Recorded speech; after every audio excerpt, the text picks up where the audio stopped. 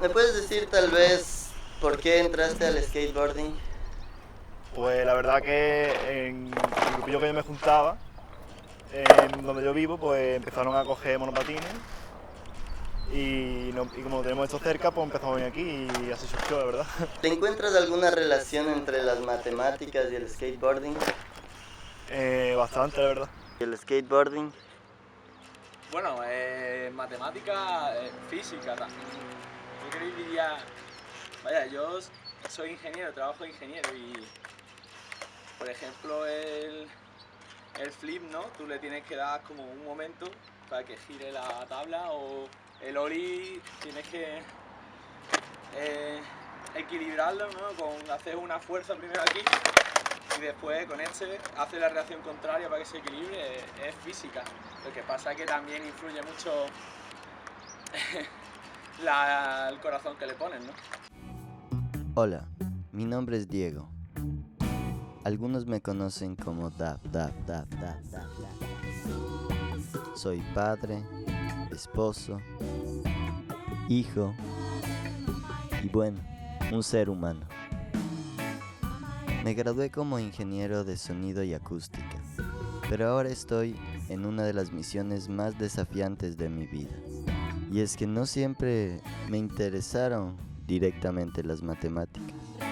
La vida se ha encargado de enseñar cuánto me gustan, cuánto me disgustan, cuán difícil se me hace asimilar ciertos tratados, pero sobre todo, cuán necesarios son estos conocimientos y cuánto los necesito en mi vida.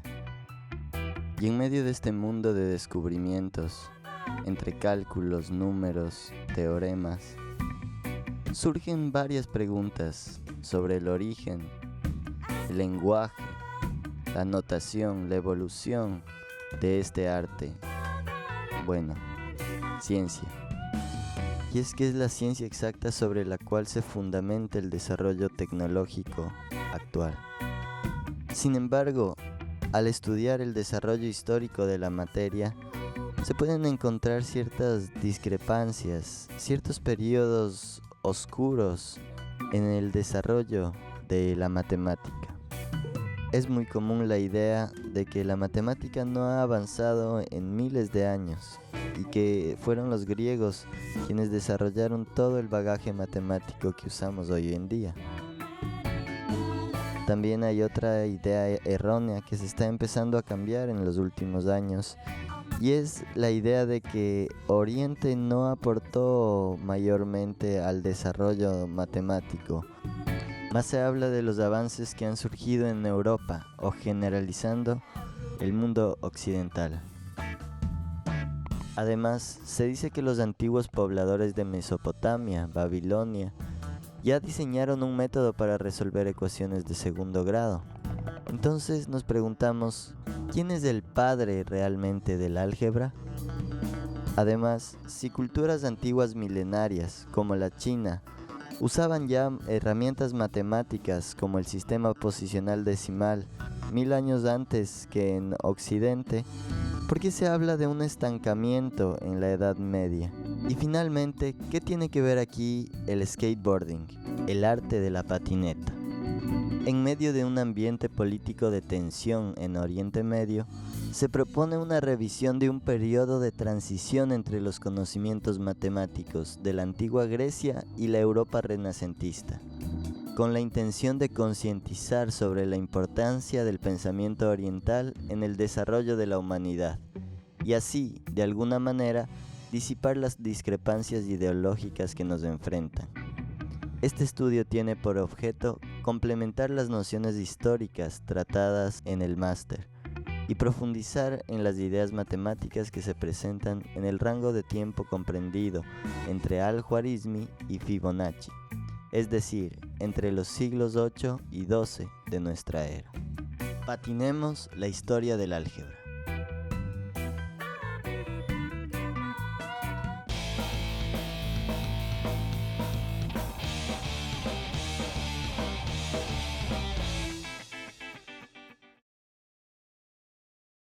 Chévere, ¿cuánto tiempo vas patinando? 1 año y medio. Pues Empecé con 13 años y tengo 23, o 10 años. También empecé a corta edad a patinar. Siempre me gustaron los deportes. Jugábamos con mis primos desde fútbol, baloncesto, béisbol. Pasábamos de un deporte a otro. Pero en cierto punto nos llegamos a fascinar de uno en específico. Justamente la patineta, el skateboarding, monopatín. Se pusieron de moda las competencias en la televisión, una competencia muy famosa de skateboarding, de deportes extremos. Y nosotros ahí al deporte, a darle con todo. Nos introdujimos al mundo del skate de una forma natural, porque bueno, primero pasamos en las bicicletas, en los patines, y cuando fue la época del skate cambió algo también. En el skate tenemos una forma de aprendizaje, un sistema de aprendizaje que es diferente a lo que normalmente en los centros educativos nos inculcan.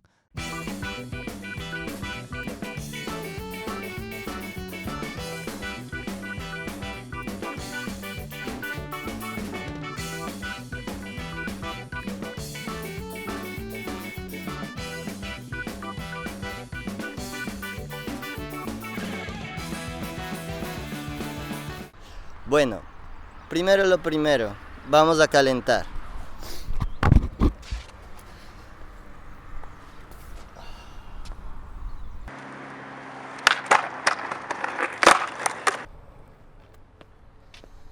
Bien, situémonos en el contexto histórico.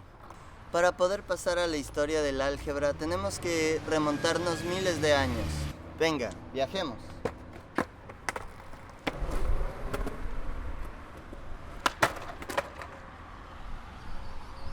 Los grandes imperios de la antigüedad tenían grandes matemáticos, lo que les ayudaba a hacer grandes avances. Se dice que aproximadamente 2500 años antes de Cristo, el dios chino, encomendado por el emperador amarillo, creó las matemáticas. Esta es una leyenda que se tiene. Lo cierto es que en China se utilizaba el sistema posicional decimal 1000 años antes que en Occidente.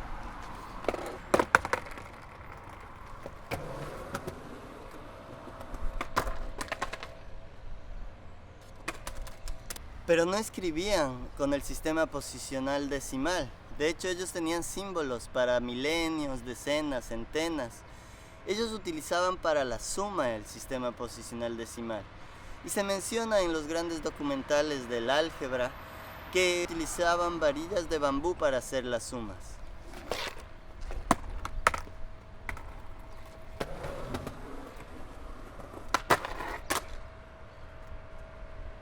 Podemos destacar el libro, los 9 capítulos, que traía problemas de cómo resolver situaciones de la vida cotidiana.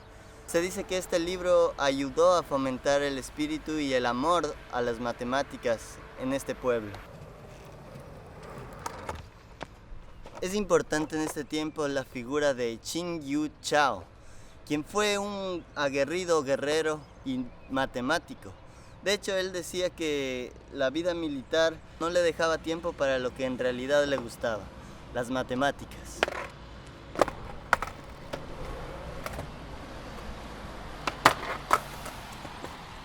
Los métodos de Qin Yu Shao se redescubrieron en Occidente alrededor del siglo XVII, cuando Isaac Newton desarrolló algo similar.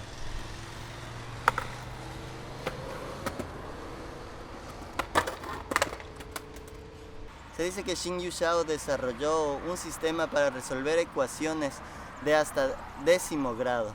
Sin embargo, sus cálculos no eran exactos, por lo que no estaba del todo satisfecho. Las matemáticas es una ciencia exacta.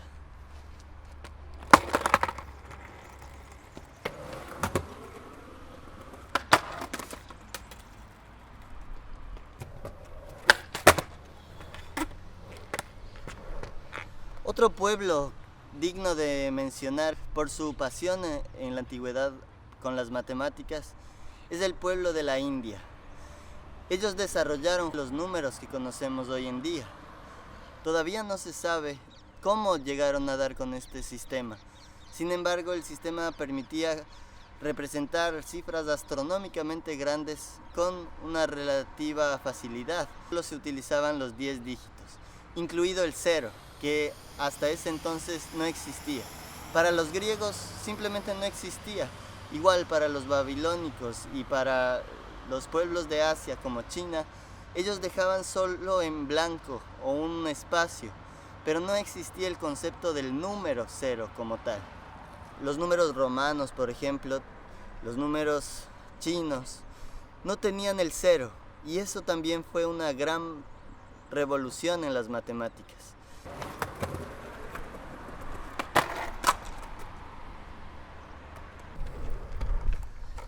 El 0 se llamó Sunya, que fue la idea filosófica del vacío.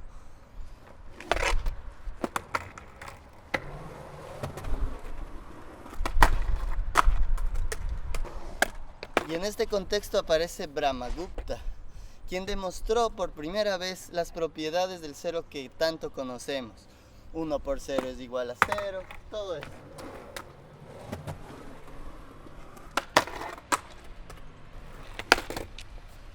Además fueron los primeros en formalizar la idea del infinito, con la figura de Bhaskara II.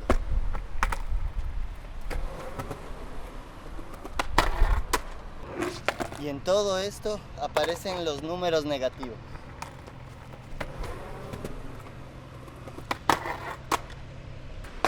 Brahmagupta usaba colores para representar incógnitas. Alrededor del año 570 nace Mahoma y con él la religión islámica o el movimiento islámico. Fue considerado el último de los profetas y se dice que el ángel Gabriel se le presentó con las revelaciones de lo que después sería el Corán, su libro sagrado. Para 632, el año de su muerte, el Islam había unificado a la península arábiga, por diferentes partes, tal como Palestina, Siria y África.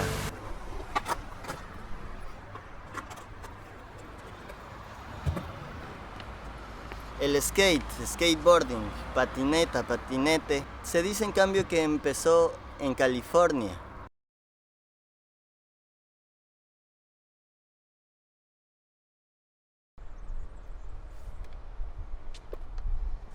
Esta expansión llevó a un dato clave, que es la ocupación de los árabes en Alejandría. Y lejos de destruir toda la herencia histórica como lo hicieron otros pueblos en el momento de conquistar, lo que ellos hicieron es preservar la tradición cultural. Y eso lo que dio origen es a que muchos textos justamente del griego se tradujeran al árabe. Y no solo del griego, sino del hindú, del siriaco. Todos estos textos formaron parte de la Casa de la Sabiduría, una institución que se fundó en Bagdad y que tuvo a las grandes mentes de la época.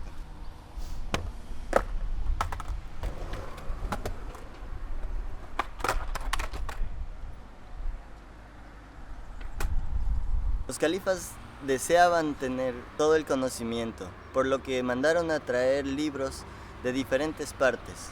Es aquí en la Casa de la Sabiduría en donde nos encontramos con nuestro gran personaje. Le atribuye a él el desarrollo del álgebra o la invención del álgebra. De hecho, la palabra algoritmo viene etimológicamente de su nombre, de la latinización de su nombre. Se le decía algoritmi, su nombre al-Khwarizmi.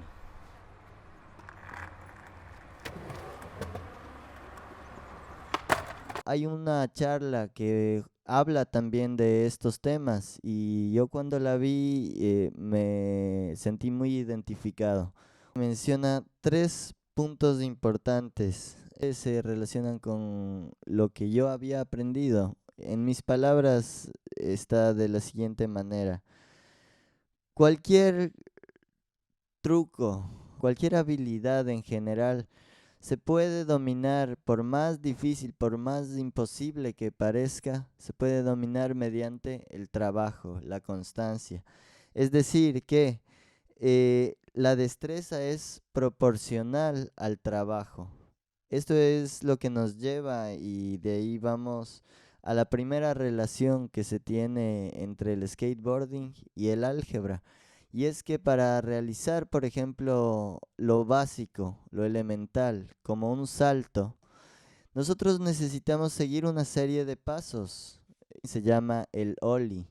Entonces, podemos hablar de que el ollie es un algoritmo.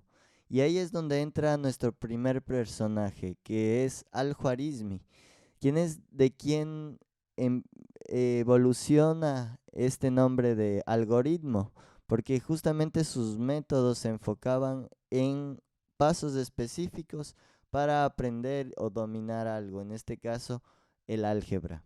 Y otro punto importante en lo que es el skateboarding es que caer es normal, o sea, el fracaso es normal y es esperado.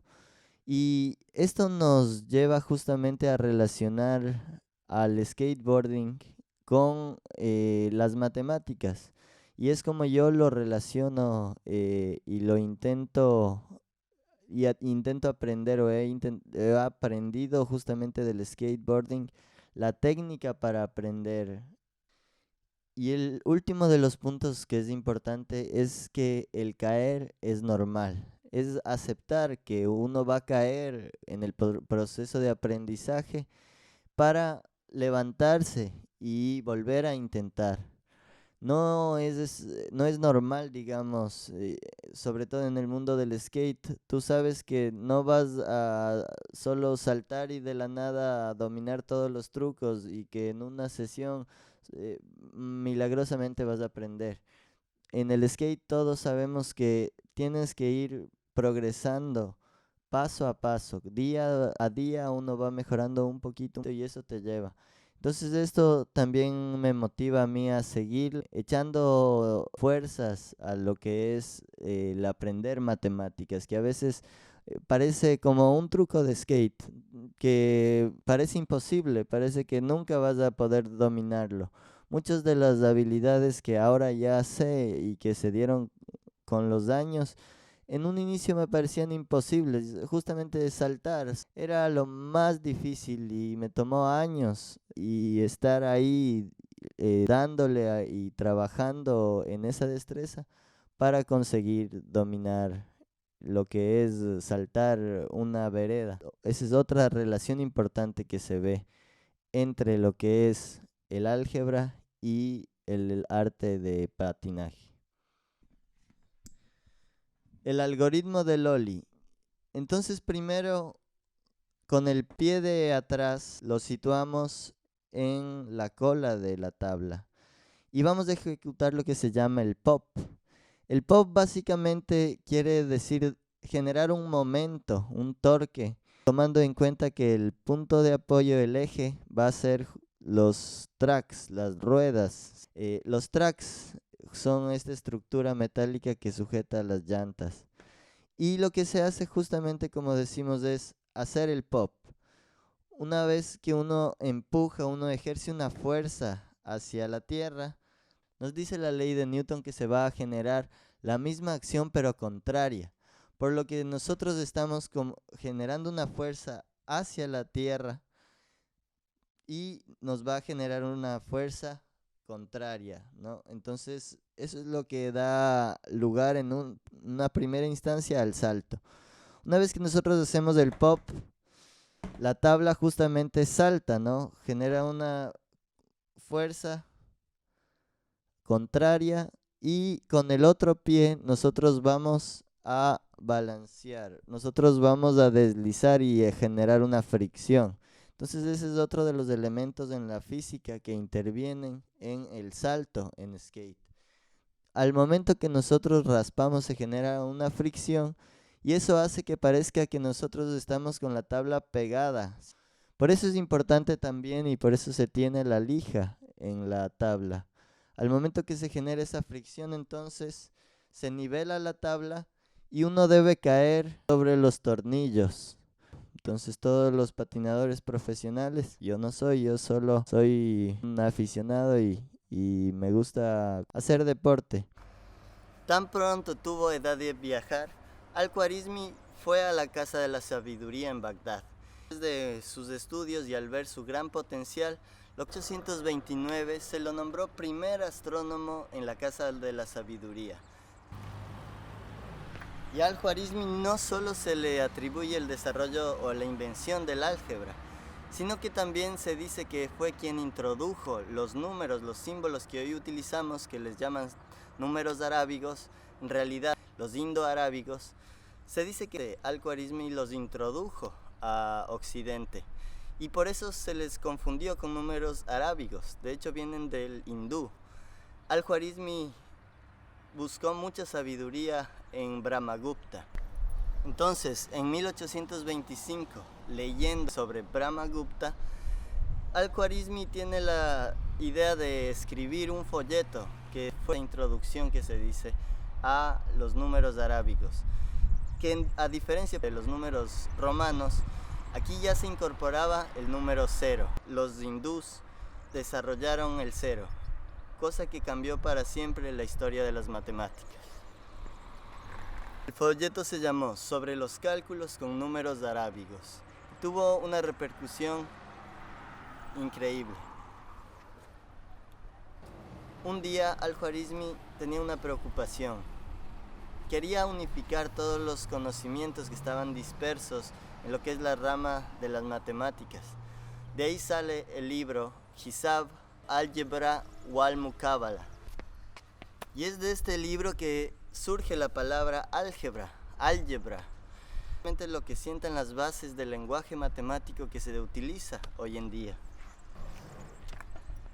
Es notable mencionar que este libro del álgebra no estuvo escrito en numerales arábigos, sino que todo eran palabras. Todavía no se desarrollaba ese lenguaje de signos que hoy en las escuelas conocemos tanto. De hecho, la X como variable a despejar surgió después con Omar Khayyam.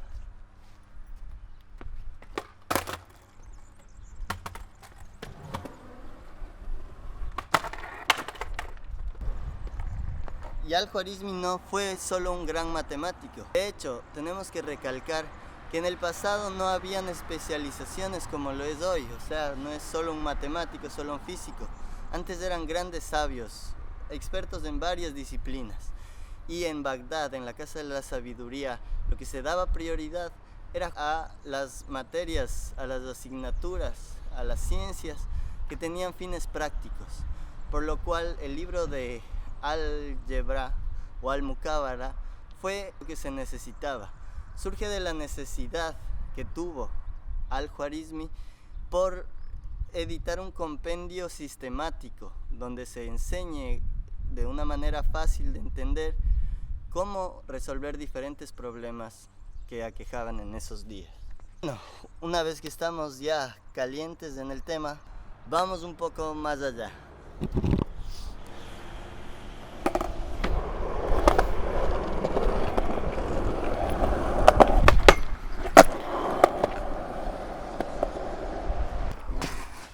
De hecho, Al-Khwarizmi ya suponía que la Tierra era esférica.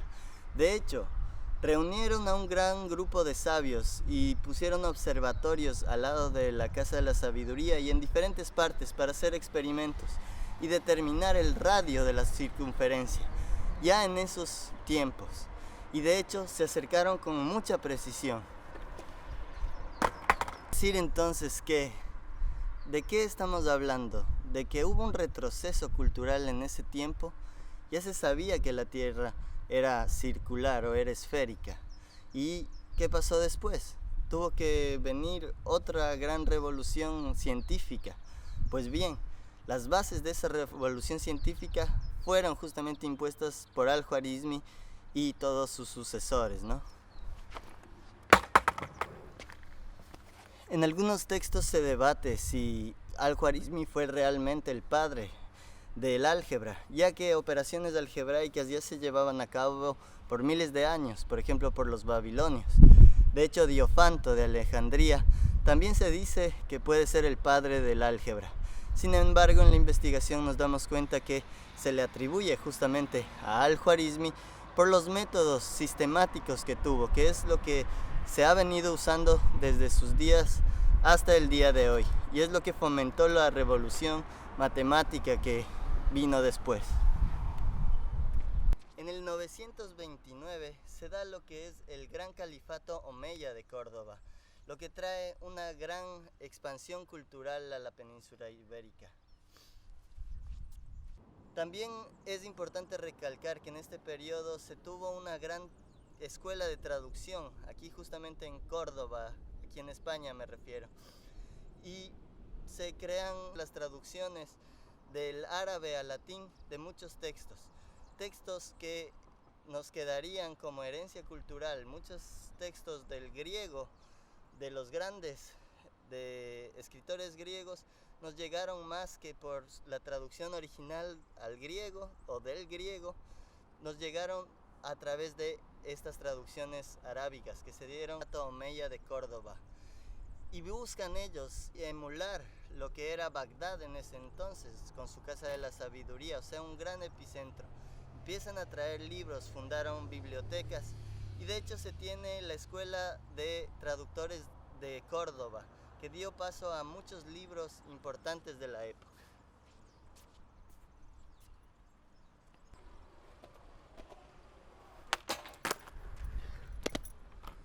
En el siglo X empiezan a producir papel justamente en Al-Ándalus, y eso trae grandes bibliotecas. Es una revolución científica esto del papel. Se dice que a unos esclavos chinos, ellos dieron con el conocimiento de la técnica de elaborar papel, y de ahí vienen los grandes molinos de papel aquí a Al-Ándalus, específicamente en Córdoba, donde se sitúa como gran capital de la traducción.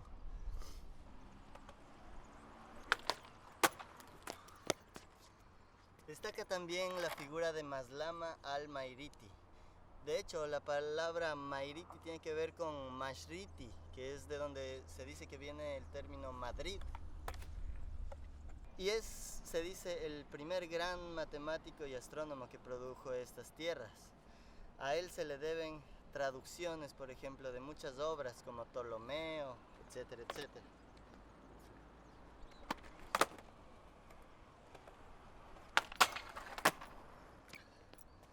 De hecho, de Maslama es de quien se tiene el primer registro documentado de lo que son observaciones astronómicas.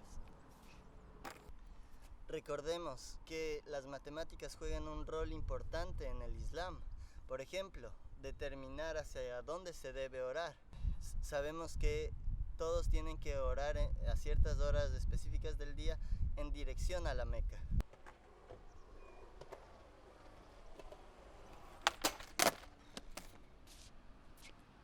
En esta época también se da lo que se llama el calendario de Córdoba, uno de los primeros calendarios en relacionar no solo el sol, sino también los movimientos de la luna. Otros nombres importantes también son Said Andalusí o Azarquiel, conocido por sus tratados en astronomía teórica. Un nombre importante es el de Omar Khayyam, matemático, astrónomo, poeta.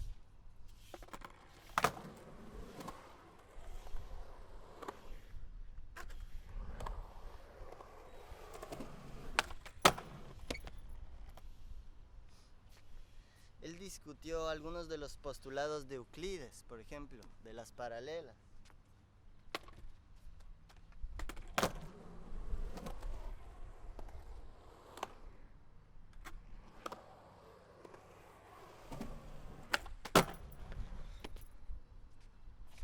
Describió procedimientos para solucionar ecuaciones de segundo o tercer grado a partir de secciones cónicas.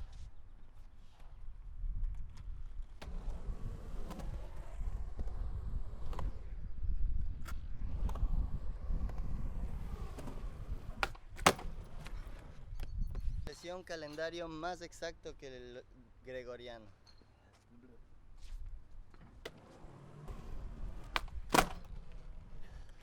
Vivió una época muy complicada. el fundamentalismo religioso, el nacionalismo, estaban acabando con el racionalismo, por lo que Omar Khayyam tuvo muchos problemas con lo que es su parte matemática y le tocó refugiarse en la poesía. Algunas de sus líneas poéticas se refieren claramente a este estancamiento que vivió.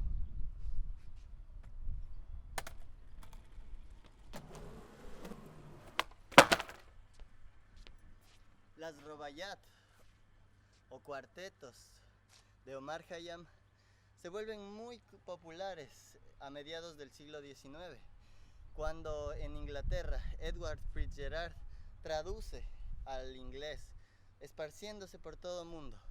Hasta en Estados Unidos tuvieron gran repercusión. A Omar Khayyam se le atribuye el hecho de que x sea la variable que utilizamos normalmente para despejar ecuaciones, pues él llamaba shay o cosa, algo, a lo que buscaba. De ahí su inicial latinizada, xai, es lo que sería la x que despejamos. Por último, Omar Khayyam fue pionero en tema de fracciones y binomios.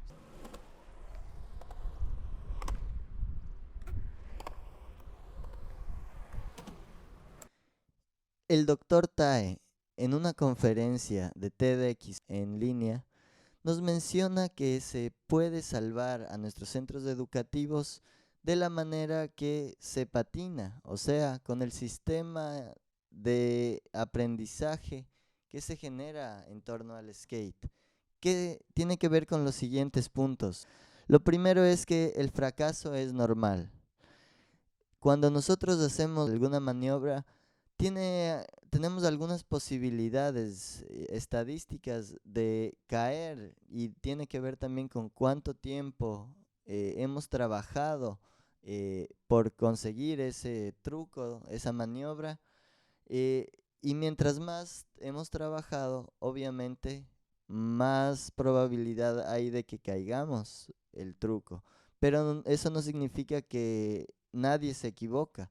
Eso no significa que los profesionales del skateboarding, el campeón olímpico que haya, no fracasa alguna vez. Entonces en el skate se sabe que el fracaso es normal caer. El siguiente punto, que es: nadie sabe de antemano cuánto tiempo le tardará a alguien aprender.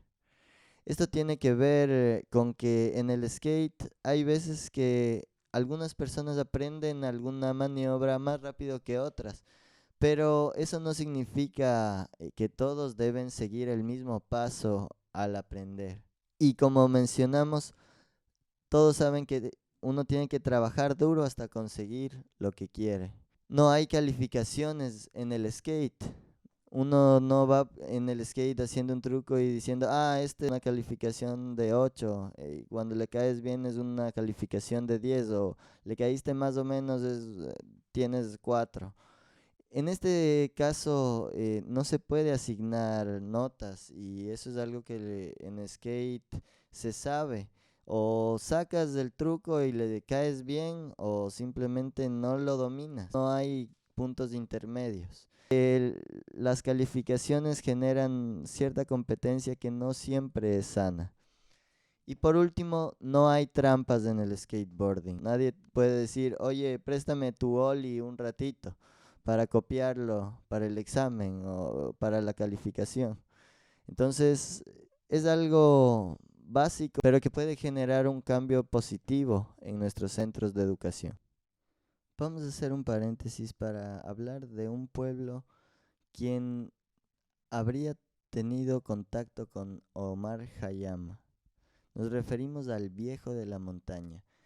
Y hay ciertas fuentes que apuntan a que los hashashines, y más en concreto el gran sabio o el gran viejo de la montaña, tuvo una conexión estrecha con Omar Khayyam. Ellos se refugiaban en el Alamut. Y bueno, si bien están rodeados de leyendas y mitos, cabe recalcar que el gran sabio de la montaña recorrió el mundo en busca de conocimiento, y fue educado por los grandes sabios de la época. Mencionan que estos ismailíes, que eran considerados la heterodoxia de la heterodoxia, tenían grandes bibliotecas llenas de sabiduría. Viejo de la Montaña había coleccionado a lo largo de sus viajes. En 1258, los mongoles arrasaron Bagdad. Se dice que un general entró en la Casa de la Sabiduría y justamente fue a un cuarto donde tenían los Coranes. Tomó un libro, era un Corán. Tomó otro libro, otro Corán. Así sucesivamente hasta tomar unos 20 libros. Vio que todos eran Coranes y dijo, aquí solamente hay un libro, a quemarlo todo. Y quemaron toda la biblioteca. De la misma forma como lo hicieron en el Alamut, con la fortaleza del Viejo de la Montaña. Después, Leonardo da Pisa, Fibonacci, tiene el rol de tomar la posta y llevar estos números arábigos hacia Occidente. Es importante mencionar que en la época en que hemos acotado, el enfoque era geométrico, es decir, no se seguía el enfoque algorítmico que se generaría después en el mundo occidental.